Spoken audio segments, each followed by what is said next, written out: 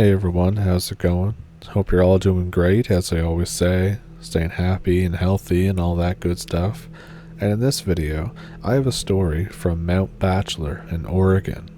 So, if that sounds like your cup of tea, then definitely pull up a stump with me, and let's jump into it. Thank you for watching. So this all happened forever ago by now, but when I was younger, I used to be in Boy Scouts, and this one time we were backpacking along a trail near the base of Mount Bachelor. We were going to go camp near a lake and do Boy Scout stuff, so we were super psyched for it. Me and my best friend Jay were super hyper and excited to put up our tent. My dad bought it for us. It's a special one that was made for 2 people. It has a cool skylight in it, so we can see the stars as well. We're so into it that the scoutmaster keeps having to tell us to shut up and pay attention. Eventually, what feels like forever, we get to the camp. The scoutmaster tells everyone to set up around the site. It's one of those ones that's definitely a campsite, but it doesn't have buildings or showers. The forest is behind us. The camp is just sort of inside the tree line. In front is a stretch of meadow, and then there's a big pond. And then off to the sides there's more heavily forested area. In the middle of camp there are big logs that are set up in a circle, and there's a fire pit in the center. Jay and I decide that we don't want to camp near the other guys, so we pick a spot way out on the edge of camp, away from trees and just closer to the pond. The scoutmasters don't want to let us, but they're too busy with the others, so that they decide, well, screw it, they can do what they want, and let us set up. It's me and Jay, and about 10 other people, by the way. There's 3 scoutmasters, and they're all generally pretty cool. One is an older guy, and the other 2 are probably in their 30s, I would assume. Anyway, we get all set up, and the scoutmasters tell us that we're going to go swim in the lake, and we're thinking, oh hell yes, we get to go swimming. So Jay and I engage hyperspeed and fly into our suits, and are in the water before the scoutmasters even have a chance to say anything about it. So we're splashing each other and screwing around. The water is super nice and warm because it's summer. Everyone else gets in, and we start a game of Marco Polo. The guy who was it is about 10 feet from me. I get that weird hyperactive mania paranoia, and the closer he gets, the more I'm flailing around and splashing to get away. The dude is about to touch me, so I sink to try and touch the bottom to kick off. But then something stabs into my foot, and it hurts so bad. I fly up out of the water screaming. Everyone knows something is up, so they help me get out of the water fast. Once I'm up out of the water, the old scoutmaster looks at my foot. It looks like a stick or something sharp punctured my foot really cleanly. It's not that deep, but it's bleeding pretty bad. The scoutmasters take me back to camp and try to figure out what to do. It's too late in the day to pack out. It was basically sunset. They're sitting there trying to decide if they need to send me and the old scoutmaster down alone. Luckily, the bleeding is slowing down, and we can see it's not as bad as we thought. They ask me if I want to leave, and I say, oh hell no, I'm having a great time. So already it's not hurting as bad, and I just want to get back in the water, honestly. The scoutmaster bandages it up after cleaning it, but says that I probably shouldn't get back in the water because amoebas or something. I don't remember what he said. So for the time being, I have to just sit there and watch everybody else have fun and screw around. Eventually they all get out, and we split into groups of 2, and we get the stuff to make a fire. The sun is almost down. The scoutmasters are making dinner for us. When it's dark, one of the scoutmasters gets out stuff for s'mores. Jay and I are absolutely stoked. We offer to pass the stuff out to make it all go faster. We give everybody enough to make 3 s'mores each, and we get to the last guy. There's not enough. We ask the scoutmasters for more, but they say there isn't any. We tell them that there's not enough, and show them that we all got 3 each except the last guy. The scoutmasters are super pissed, and they start asking which one of us is stealing more than our fair share. But none of us are. They decide that they must have just miscalculated, and they each give one of theirs to the last kid. Everything's cool now. The scoutmasters just kinda laugh it off as a mistake. So at this point, we sit and tell each other ghost stories until everyone is scared shitless. Right then, the counselors douse the fire and tell us all it's time for bed, and we're like, oh my god, screw you guys. We get into our tents. Jay and I don't want to admit it, but we're both really regretting setting up so far away from everyone else. But it's way too late to move camp. We decide to leave this lantern on outside, facing toward the trees. After that, both of us lay awake and look up through the skylight. Jay whispers, "Hey." I say, "What?" He says, "I have a story, a ghost story." I say, "Well, why didn't you tell it at the campfire?" He said, "I didn't tell it because it's too scary." I immediately call bullshit, but he starts telling me the story anyways. When he was little, his granddad told him about how something lived out in the high desert and mountains. He called it the Wendigo, but as far as I know, he wasn't any native or anything. He told Jay that it was a monster made of flesh that could look like anything it wanted, and that nothing could make it stop being hungry. Nothing could make it full or happy. He said it was all that was left of somebody from a long time ago who did something very bad. He told Jay that if he ever felt the thing near him, or if he didn't seem right, or if something was wrong, then he needed to listen to his instinct and get out of there. Jay asked how he knew about it, and his granddad told him that he'd met it once. He'd gotten lost and was starving to death because the berries were all inedible and he couldn't catch anything. He said he collapsed and watched as something impossible came out from behind a large boulder. It was like it was something wearing his image. It looked like him, but it was not him, and he felt that acutely. He watched it walk up to him, slowly kneel down in front of his face. Granddad was scared shitless and didn't know if he was dying or dead or if this was hell or what. This thing that looks like him and sounds exactly like him and says that if he doesn't make a deal with somebody soon, he's gonna die. My granddad starts praying loudly and the thing just waves it off.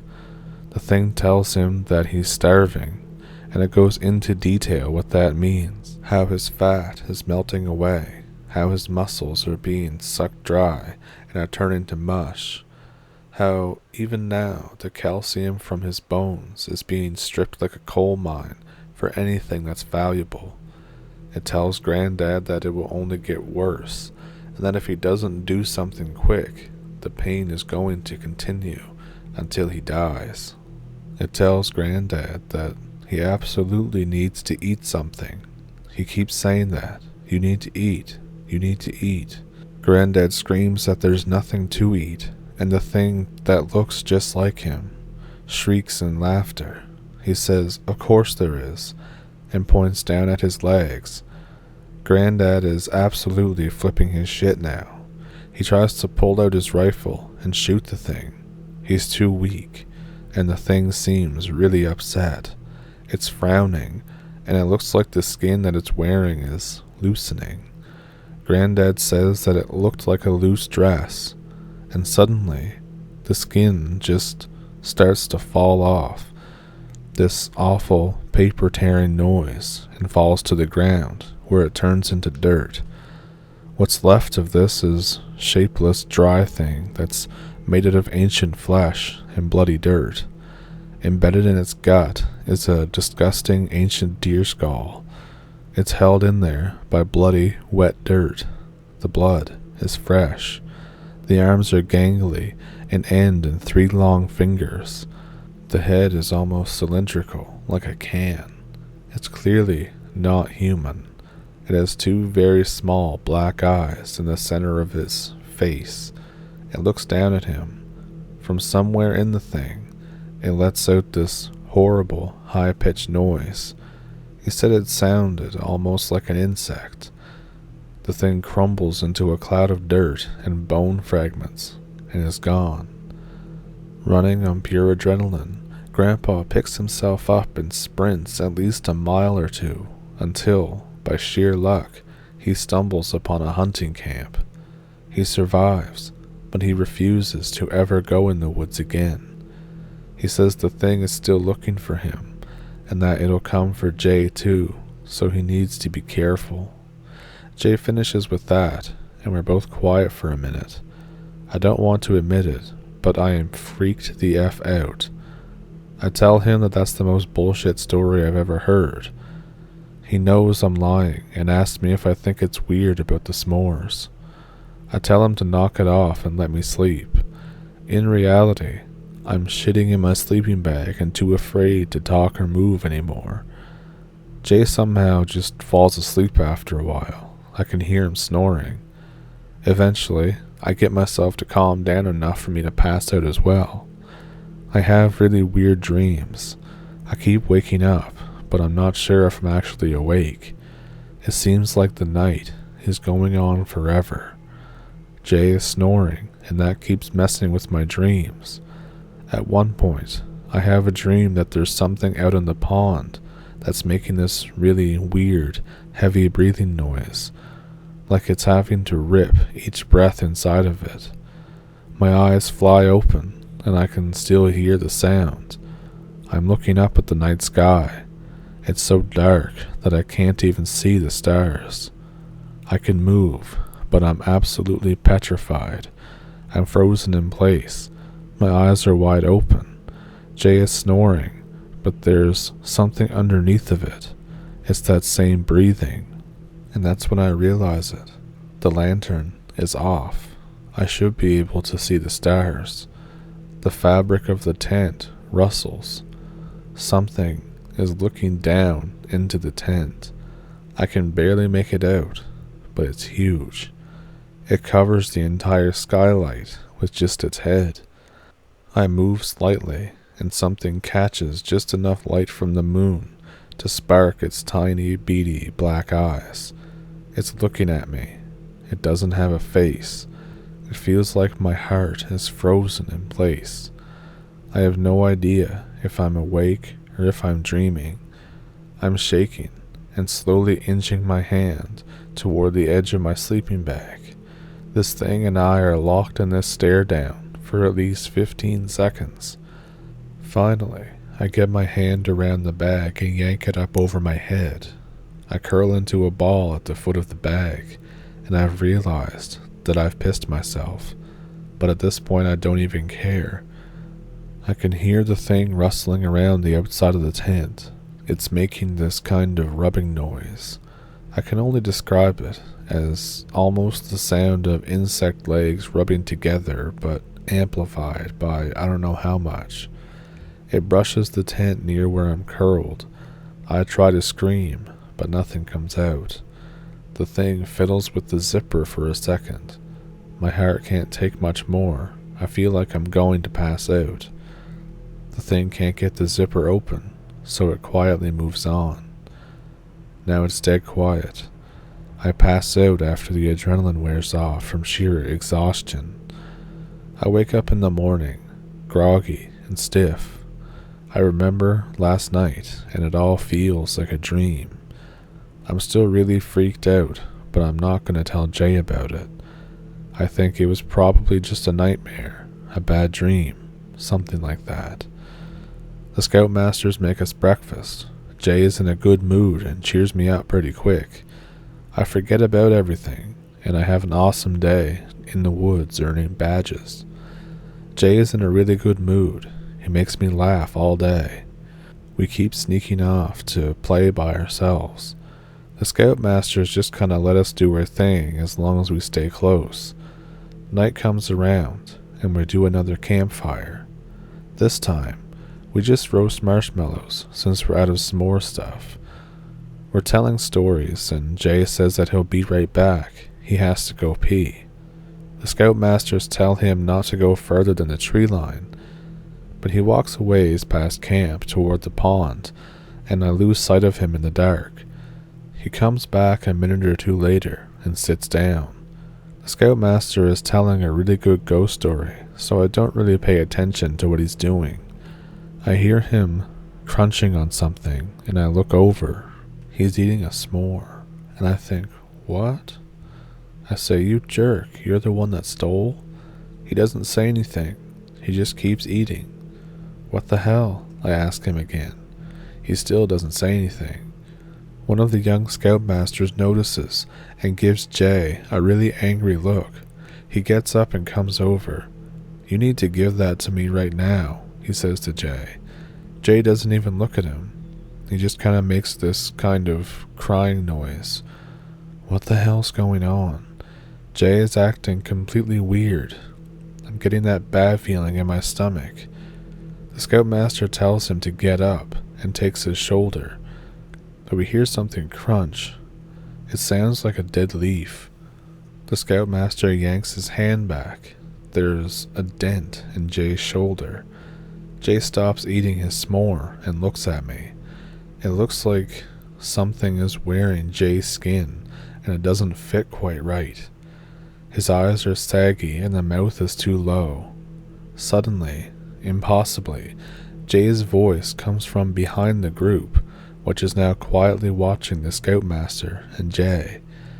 Sorry guys, I was coming right back, but something pushed me into the pond. I don't know what it was, but it...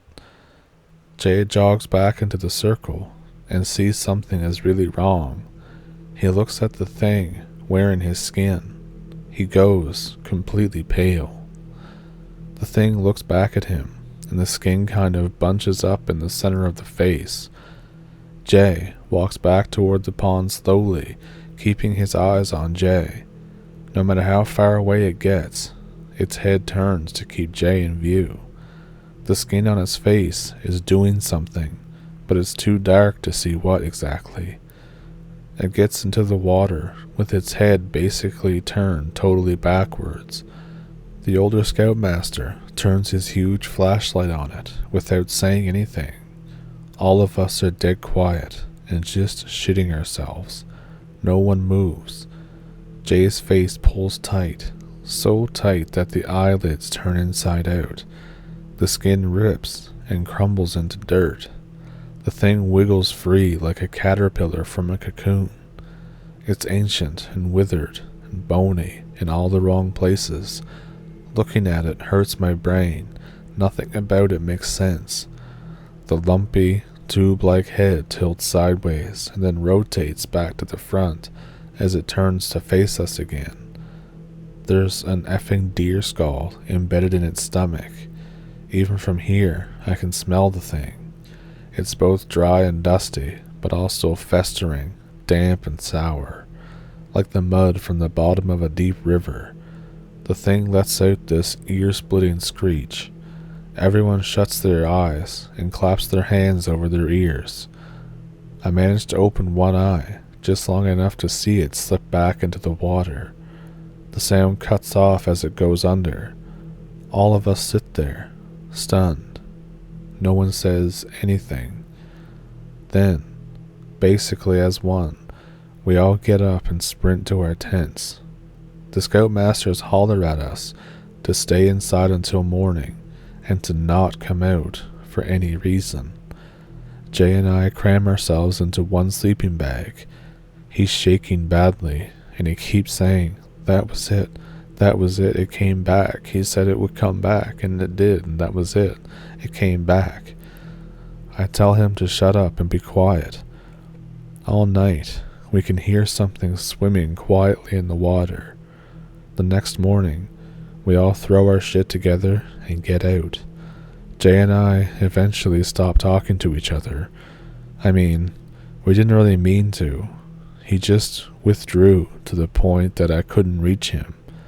I haven't spoken to him or anyone else from that camping trip really since then, because I also left Boy Scouts after that. And that, guys, is the scariest, most traumatic thing that has ever happened to me. So that was pretty wild, I'd say. It did remind me, I mean, not to the degree of the story, but it did remind me of like one of the many unexplained experiences that I've had. But before I get into that, I would like to say that that story was crazy and creepy, and yeah, it was screwed up. I almost swore right there, but it was screwed up. So, what did you think? Do you have any experiences of your own? I have an email in the description below that you can send them to if you'd like to see them on the channel. I also have a PayPal and a Patreon if you'd like to donate that way as well. And for those of you who aren't sticking around for my personal story, then thank you for pulling up a stump, and thank you for watching. I'll see you in the next one. But for everybody else, this isn't a super related story, but it just kind of gave me the same vibe that I felt whenever this happened. So, my thing happened in the winter, not the summer. And this guy's house I was at, I won't say his name for obvious reasons, but this guy's house, there was always some weird shit going on with his property and with his house. I think a lot of us have that friend that there's just always some crazy shit going on there. So, this is one of those situations. I'm pretty sure that it was just the two of us staying over that night, but I think there could have been a third person, which, given the nature of the story, would be a little worrying if there was a third person and I didn't remember, but as far as I remember, it was just the two of us. And we spent the day, like, we were kids, by the way, and by kids, I mean, like, we were, like, 14. So, kids relative to how old I am now. So, we were 14, or 13, 14, and we're just outside having a good time. Having snowball fights, making snowball forts, and all that kind of stuff. And we're just, like, exploring the winter landscape, I guess, because there was, like, woods that led to this mountainous area behind his house. So, nothing particularly happened that first time. It was the next day is when, like, so I stayed the night, we got up early in the morning, and it was a massive snowstorm, like a total blizzard outside, and it came out of nowhere. I think we call those nor'easters here, but I could be wrong. Anyway, so we're like, you know what, we want to feel like we're adventurers, so we go outside in the blizzard. We're all dressed in our little parkas and everything else that we wear in Canada, and we're walking through the blizzard. We're getting up to this forested area that's, like I said, around the mountainous area that's a forest, and then we see something through the snow. It's really big, and it's black, and it looks like it's carrying something. So we're like, alright, that's really screwed up. What the hell is this? So we're standing there watching it. It's not even paying attention to us. It's just kind of there. And then I don't remember if he stepped forward and like the crust broke on the snow, or if it was me or what. But one of us stepped forward, the crust broke on the snow, and through the blizzard, this thing turned around, and we still couldn't see its eyes. It was still just a big shape to us, but it turned around, and then it bolted off. Like, it ran like a lot faster than you'd think something that big could run, and it disappeared up into the snowy trees and stuff. So we're like, well, we're gonna follow that just to see what it is. And every now and then we'd hear, like, I don't know the proper term would be for it, but I guess, you know how like chirping sounds, I guess, or like a squawk. I don't know. It didn't sound like a bird. It was just kind of that type of noise, like taunting us or telling us to F off or whatever. And when we're following the trail, we find a deer leg, and it's like fresh. It's still bloody. So we follow the trail. There's now these huge footprints, and they eventually disappear in the trees, and we can't see footprints anymore. But like the entire time we were out there in the woods, it was just weird because every now and then we'd see something dart in between trees, or like hear it behind us or whatever. And one thing that always got me, I never thought of it then, but I'm like thinking back on it, I'm like, what if we couldn't see it because it was up in the tree and it was like looking at us the whole time? I don't know, it's just something that gives me chills, and for some reason the story kind of reminded me of that. I didn't really tell it properly because I'm just kind of getting the details and stuff out, but you know, it scared the shit out of me, really, and him. And we took a break from going outside during a blizzard after that, or going out in the woods. I hope you enjoyed my story of almost getting, clapped by the forest demons or a Bigfoot or something.